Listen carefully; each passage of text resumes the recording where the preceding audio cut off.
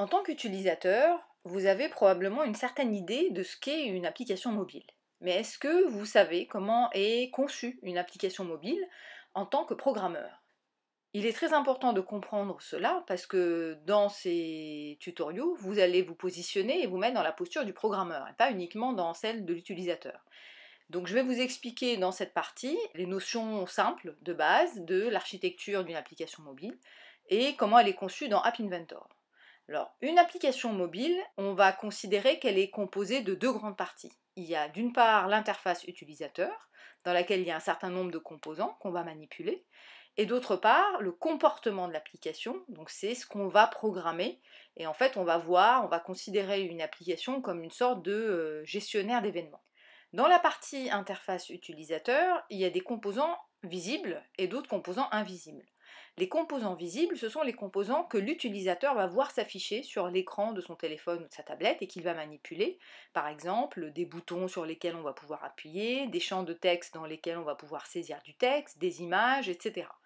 Mais il y a aussi un certain nombre de composants invisibles avec lesquels l'utilisateur va interagir, mais qu'il ne va pas voir. Par exemple, les composants qui vont permettre d'utiliser les SMS, de recevoir et d'envoyer des SMS, la géolocalisation, des composants dans App Inventor et dans Google Android qui s'appellent Text to Speech, qui va permettre de lire à voix haute ou d'entendre un message écrit, l'accéléromètre, etc., etc. Tous ces composants, on va les manipuler dans la partie interface utilisateur et on va ensuite coder leur comportement dans l'interface de programmation. Et là, on a en gros deux types de, on va dire, de composants aussi, d'éléments. On va avoir d'une part les événements, ce qu'on appelle événements dans la programmation. Ce sont en fait des actions qui vont déclencher d'autres choses. Dans App Inventor, il y a un certain nombre d'événements préprogrammés auxquels peut s'associer une action. Un événement étant, par exemple, quand je clique sur le bouton, on va après provoquer d'autres choses, quand je reçois un SMS, quand la position du téléphone change, etc. etc. Et d'autre part, donc c'est ce que je disais, il y a un certain nombre de méthodes, de propriétés ou d'actions, ces mots sont parfois synonymes dans certains cas, qui sont déjà associés à un événement, qui vont pouvoir se produire quand X ou Y événement se déclenche. Par exemple, jouer un tel son, bouger une image à un endroit donné, envoyer un SMS, etc. etc. Donc en fait, c'est important de retenir et d'avoir une idée assez claire de ces différents éléments, parce que c'est ça qui construit un peu l'architecture d'une application mobile, et vous, en tant que programmeur, vous allez devoir interagir et composer avec l'ensemble de ces composants-là. Alors comment ces différents éléments interagissent-ils entre eux? En fait, la manière la plus simple d'imaginer une application, c'est un peu comme un gestionnaire d'événements. C'est quelque chose qui va gérer des événements et un événement pouvant provoquer un autre événement. Alors, par exemple, en gros, vous avez trois grandes familles d'événements, on va dire, on va les classer de cette manière-là. Vous avez les événements déclenchés par l'utilisateur, comme je disais au préalable, j'appuie sur un bouton, je secoue le téléphone, je l'allume, je veux partager un fichier, etc., etc. Mais vous avez aussi d'autres types d'événements, par exemple des événements qui sont déclenchés par des capteurs ou des composants internes au téléphone, comme les capteurs de GPS, des récepteurs de SMS, l'horloge qui permet de gérer le temps, l'animation. Et enfin, vous avez également des événements déclenchés par des sources externes, le web ou la connexion à d'autres applications quand d'autres téléphones veulent se connecter aux vôtres, par exemple des demandes de connexion ou d'information, la réception d'une requête, des données qui arrivent, etc., etc. Donc en fait, vous pourrez schématiser votre application, et c'est ce qu'on vous conseille de faire progressivement, c'est de l'imaginer en fait comme un schéma où à partir d'un premier événement déclencheur, qu'est-ce qui va se passer? Il va déclencher une action qui va elle-même provoquer peut-être des choses à valider, une condition, vrai ou faux, et qui en fonction de la réponse ou de l'utilisateur, ou si la requête est reçue, va pouvoir générer ensuite un second événement ou une autre action. Alors en fait, App Inventor a été conçu selon ce principe d'une application comme étant un gestionnaire d'événements. C'est pour ça qu'il est si facile, naturel d'apprendre à programmer en utilisant App Inventor, parce que ça correspond à cette logique-là. Donc vous avez d'une part l'interface utilisateur qu'on a déjà vue, dans laquelle on a un ensemble de composants visibles et invisibles qui nous permettent de construire l'interface utilisateur, et ensuite, à chaque composant, on va retrouver dans l'interface de programmation chaque composant qu'on voit apparaître ici, par exemple, ça c'est les composants que nous on va utiliser, et puis un certain nombre de choses qui sont déjà précodées. À chaque composant, quand on clique sur le bouton droit de la souris, on va voir s'afficher 3 ou moins, ça dépend des composants, types de fonctions préprogrammées, qui sont les événements, méthodes, propriétés qu'on a déjà mentionnés. Donc en premier, vous allez les reconnaître à leur couleur jaune, jaune moutarde. En fait, quand vous avez when quelque chose, ce sont les événements. Ensuite, vous avez parfois des actions. Un autre terme qu'on utilise souvent, c'est méthode ou procédure. On va surtout utiliser méthode et procédure en termes de programmation. Dans App Inventor, ça s'appelle procédure.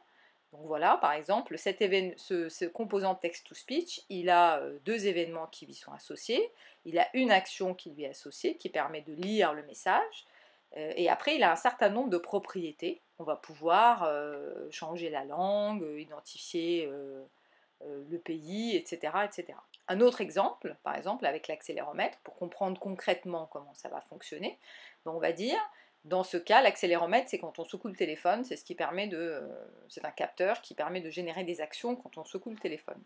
Donc, par exemple, là, dans mon cas, l'événement déclencheur, donc vous voyez la couleur jaune, c'est quand on secoue le téléphone. Quand on secoue le téléphone, on va y associer une action ou une procédure qui est celle de text-to-speech qui va nous permettre de lire un message, qui est le message contenu dans le champ texte, celui-là, et on va pouvoir également changer une propriété, changer la propriété de ce champ texte, on va lui changer sa couleur de fond, on va lui donner la couleur jaune.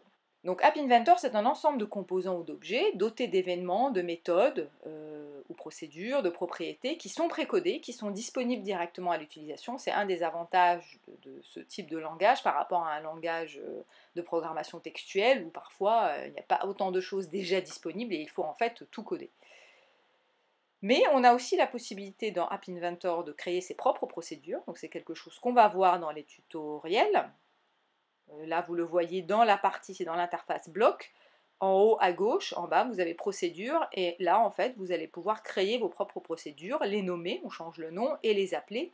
Les procédures, ça peut être par exemple quand on a une action qui est répétitive, au lieu de répéter un bloc de code 15 fois, on va créer une procédure, on va appeler cette procédure-là qui va simplifier le code, par exemple.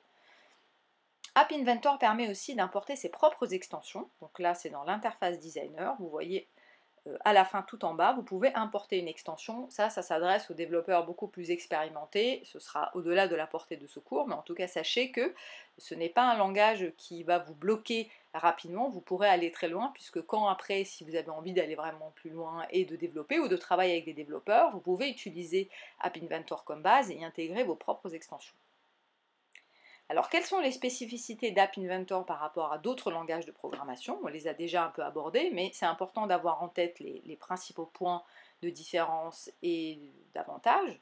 Donc, on a déjà dit que c'est un langage de programmation visuelle. Ça veut dire que c'est un langage dans lequel les programmes sont écrits par assemblage d'éléments graphiques. En fait, on va manipuler des blocs graphiques qui sont précodés, et c'est un grand avantage pour les débutants.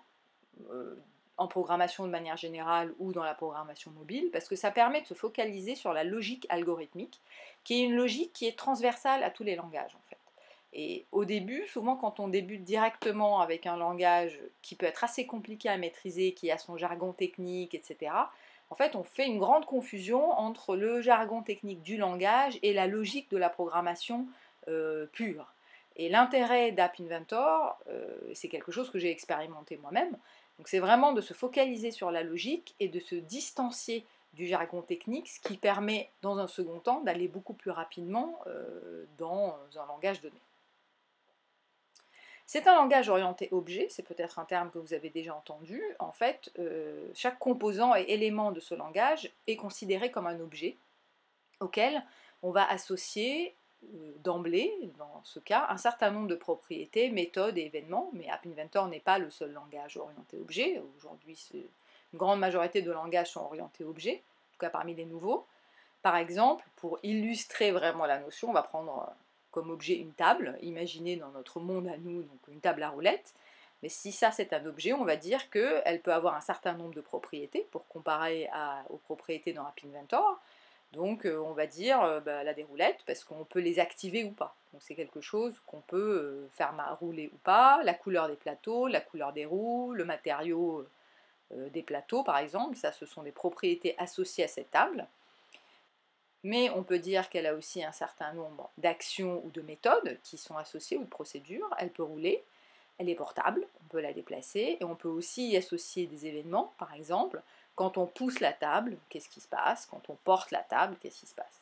Donc, vous voyez, en fait, c'est très simple. Une fois qu'on a compris cette notion, on comprend très bien la logique de la programmation orientée objet et comment on manipule tous ces objets qui composent un langage. App Inventor est aussi un langage open source. Ça veut dire que vous pouvez partager votre code. Vous pouvez importer le code source d'autres applis pour les modifier ou travailler dessus. Par exemple, si vous collaborez avec d'autres personnes sur un projet, vous construisez quelque chose ensemble, vous pouvez très bien récupérer leur fichier de code source, l'ouvrir dans votre bibliothèque de projet, et ça va s'afficher comme un projet que vous aurez créé vous-même, vous pouvez travailler dessus. Donc ça, vous pouvez y accéder en fait dans l'interface designer, vous allez dans le menu projet, et vous allez faire import project.aia, ça c'est le format de fichier, from my computer, parce que c'est quelqu'un qui vous a partagé ce fichier, ou d'un dossier. Vous pouvez également partager le code source de vos propres applications, donc dans ce cas-là, comme vous avez packagé votre application, quand vous avez fini un projet, ou même à l'état dans lequel il est, peu importe, vous allez faire Export Selected Project to my computer. Ça veut dire que vous allez enregistrer le fichier, en fait, tout simplement sur votre ordinateur, et vous pourrez le partager avec d'autres. Voilà, c'est un format de fichier qui est en .aia. Enfin, s'il est besoin de le préciser, App Inventor est un langage qui est pour Android uniquement. Il a été développé initialement par une équipe mixte de Google et du MIT pour initier à la programmation et à l'enseignement de la création d'applications mobiles. Et donc ce n'est pas compatible avec iOS, malheureusement pour ceux qui se poseraient encore la question. Voilà, donc j'espère qu'en ces quelques minutes, vous avez une idée un peu plus claire de ce qu'est l'architecture d'une application mobile, des spécificités du langage qu'on va utiliser et la manière dont il est construit. Et maintenant, on n'a plus qu'à attaquer la programmation de notre première application.